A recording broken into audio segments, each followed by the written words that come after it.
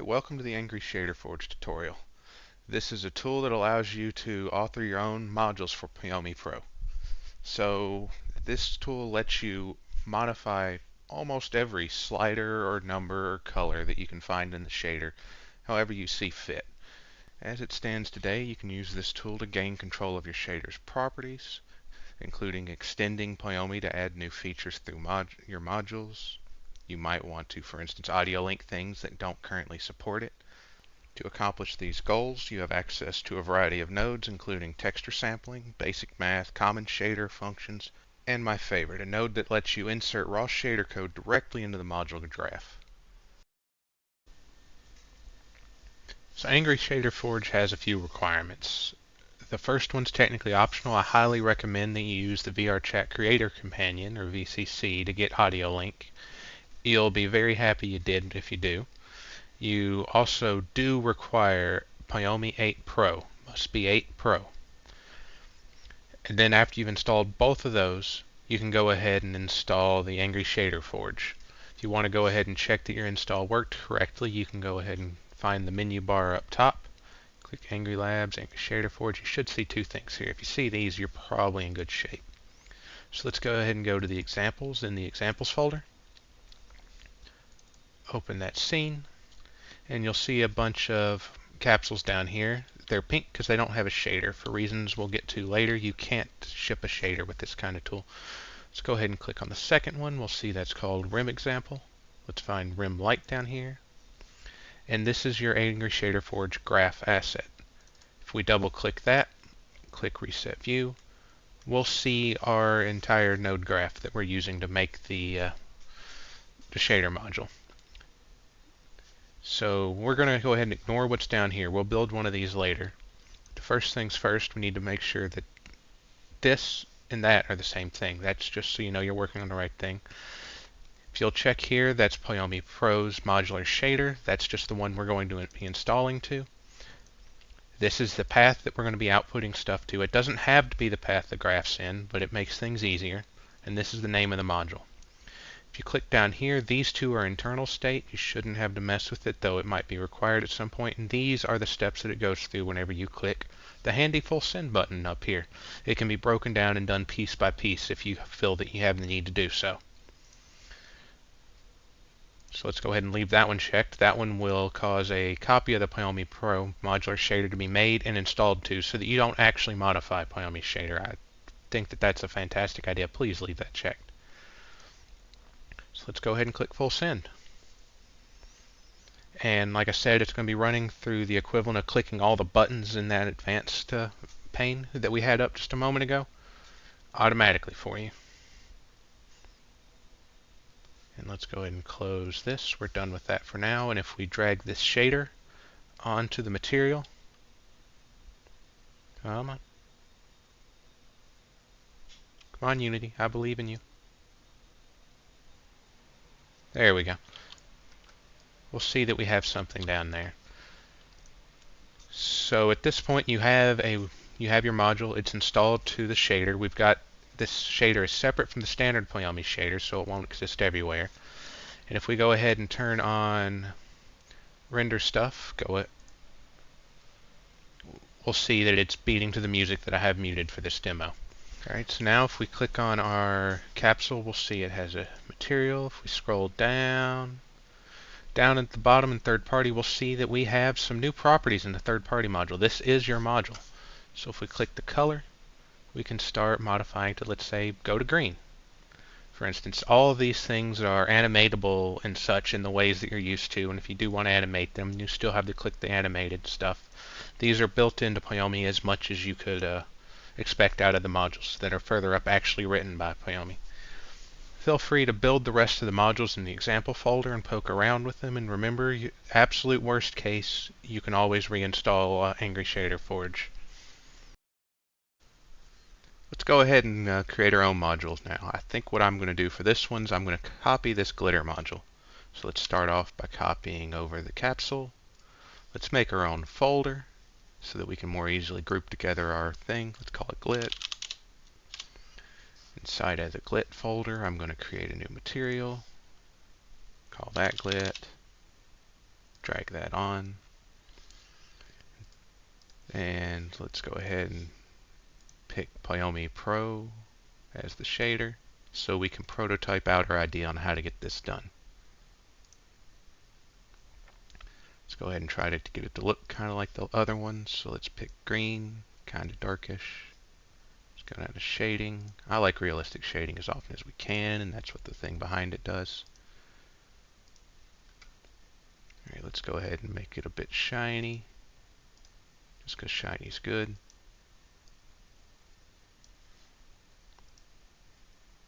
And we're going to have to go ahead and turn on audio link, because if we don't do that inside our module, we won't be able to sample the audio, so we wouldn't be able to use fancy glitter like we're about to set up.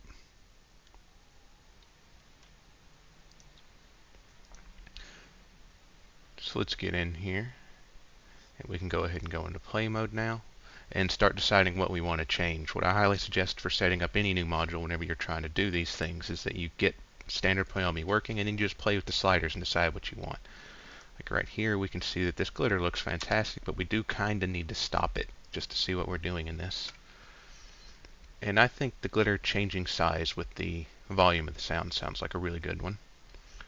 And we can see that sliding this slider does it. So what we'll do is we'll animate it. This is critical. If you don't animate it when you go to lock in your shader, it will no longer work. It'll be somewhere between it won't compile and you'll end up with the awful pink stuff, or it just won't be affected by the module we're making. And while we're here, let's go ahead and right click it again and copy the property name.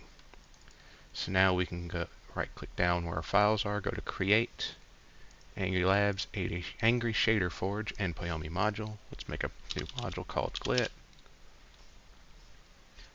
and open it. Reset view. Let's paste in the text we have, and this is what glitter size is actually understood to be inside of Pyomi shader. So we can go ahead and click add property. Let's go ahead and sample the audio, and let's just sample the lows for this. And we need to tell it which modular shader to use so that it knows what to build off of. We're going to go with Poi Pro. This is set right. This name is set right. Full send.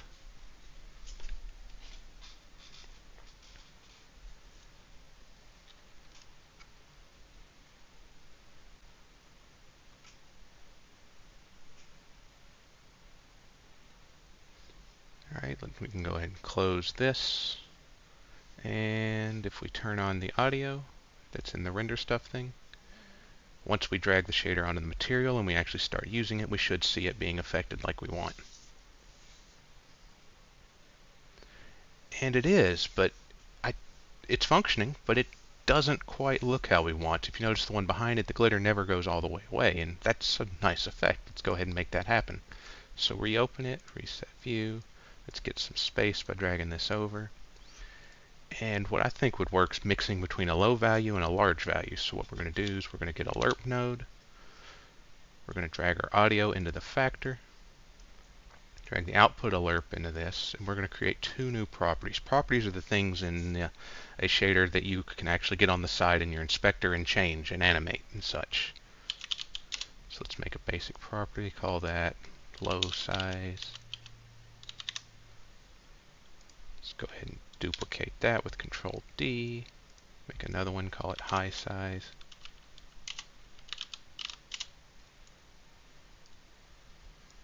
Let's go ahead and drag those over to the mix node. So now when there's no audio, we'll get low. When there's a lot of audio on the low channel, we'll get high. And when it's in the middle, we'll get something in the middle. Let's go ahead and set this default to 1 just because it'll work a little better. So we can go ahead and save and full send.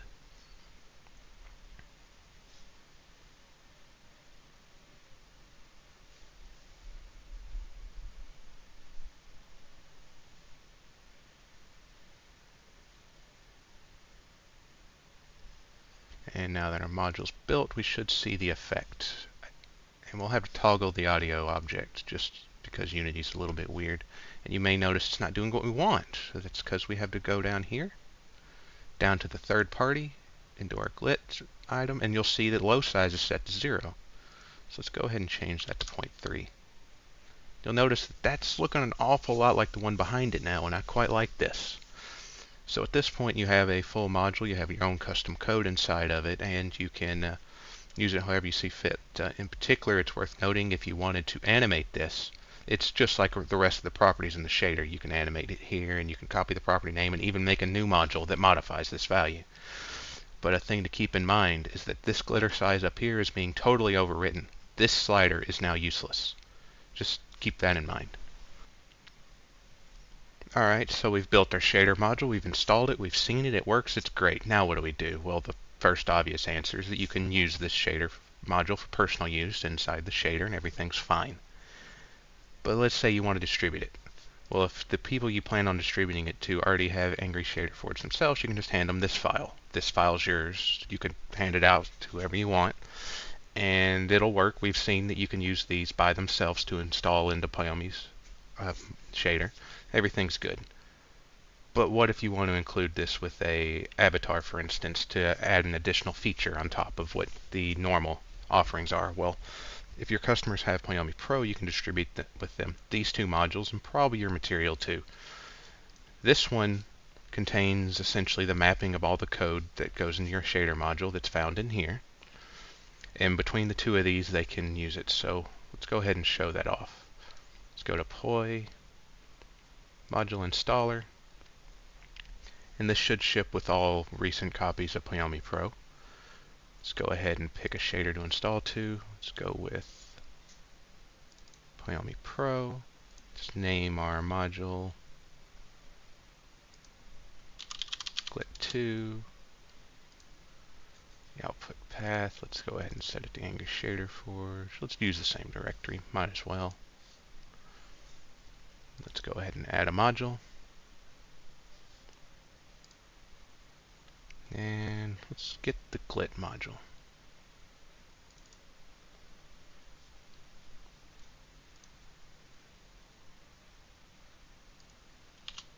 Let's go ahead and change that. Now let's give it a nice name. And click the Install Modules button after we've set up all these fields correctly. And let's close this. You'll notice that we have a new modular shader called Glit2, just like we said, and in the bottom you'll see the Glit module, and hey, if you click on that, it'll highlight your module. Everything's good. So at this point, they could click Generate Shader. Let's go ahead and put it in here. Same folder, might as well. And this takes a moment.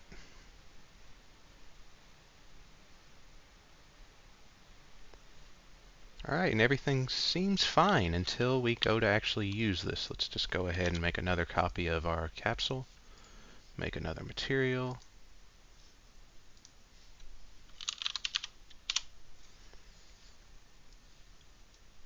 Drag that on there. Drag that on there. And you'll see it's pink. That's because it's currently broken. We have to go through one additional step. Due to the way that these shader modules are made, they need a post-processing step. And what you can find is the public shader patcher. This is available in the public Unity package that everyone's free to download. And we can just drag our shader in there, the Glit2 shader, and patch the shader. And now we've got an extra working copy of it. Let's go ahead and see that in action.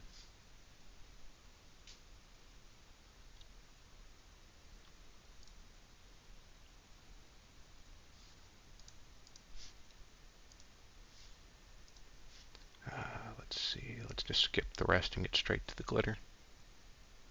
Remember audio link.